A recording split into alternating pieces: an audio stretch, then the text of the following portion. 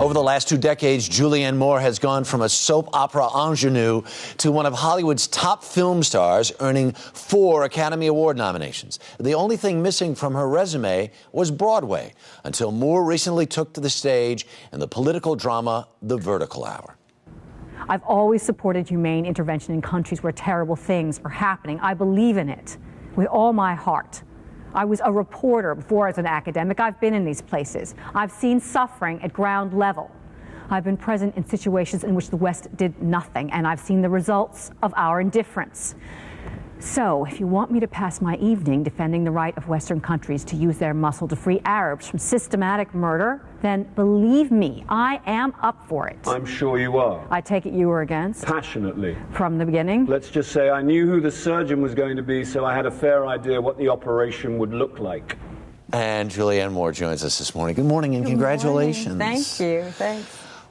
This story is very powerful because it's basically this intense conversation between you and Bill Nye. Right. All right. And you're a former journalist who is now teaching at Yale who thinks the war in Iraq is a really good idea. She's a liberal who supported what she calls the liberation of Iraq. Now, that doesn't mean that she thinks that the war is a good idea. Right. Now, I think what's interesting about this is there's so much text in this play. There's so much that people sometimes get overwhelmed by the ideas. And what David Hare has done here is really kind of layer in everything that I think that we're all feeling now as people in the West versus what's going on. There isn't much of this segment of the conversation that isn't covered in this in the length and breadth of the play. Yeah, exactly. Every idea is presented. Every idea is presented, one way or another. Including, I think, I mean, for me, the thing that's most moving is that I am a woman whose heart has been broken by the war,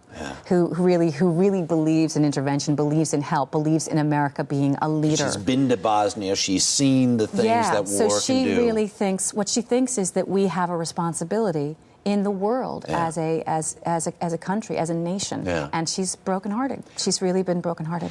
We really feel that and see that in an amazing, poignant scene with you toward the end of the play. Yeah.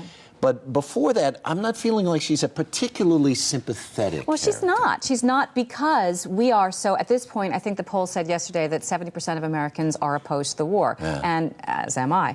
I mean, I think all of us feel like it's an enormous debacle. It's a huge mess right now, and as a culture, we are feeling incredible dismay and anger. And so when a character stands up and says they believed in it, you know, I think that's all the audience hears, and the audience gets mad. They get mad. On the other hand, it's also interesting, though, too, because it's not like you walk away from this play saying, boy, there certainly are easy solutions. There are no easy solutions. And you have a character like Bill Nye's character, who is who kind of let me just say, we should say, people have seen in the Pirates of the Caribbean, because he was the guy with the octopus face.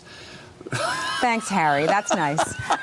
Anyway, he's the guy, so people will know. He's a wonderfully He's an amazing actor. Amazing actor. Yes. He's not just the guy with the octopus face. I know that, but for our audience's edification.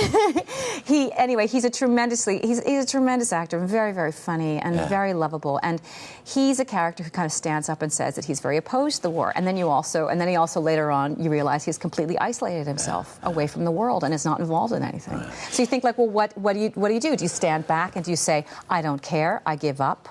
Or do you risk being disliked and unpopular and say, I want to do something? I mean, you know, what do you do? What do you do? Yeah. Make another movie, because I want to get that in very quickly, because as we're we're going to the movies this Christmas, we'll see you with Clive Owen in The Children of Men. Yes. Which is this stunning, futuristic... Yeah, it's a beautiful film. Wow. Your plate is plentiful. Are you seeing your children? Are you still in touch with them? I do see my children. I mean, I think that's that's what's been so challenging about trying to do this play and be at, right after I do this, I have another TV show, and then I have to go to my son's Christmas concert, and then I pick up my daughter from school, and we have a play date, and then I go to the theater. So the problem is that I'm just a little, I'm a little fried, but I won't give up my family life, that's for sure. Children of the Men is the movie too, and we're so happy to see you on Broadway. Thank you. Thanks. Really, really exciting. Thanks. Yeah. Julianne Moore, thank you so much.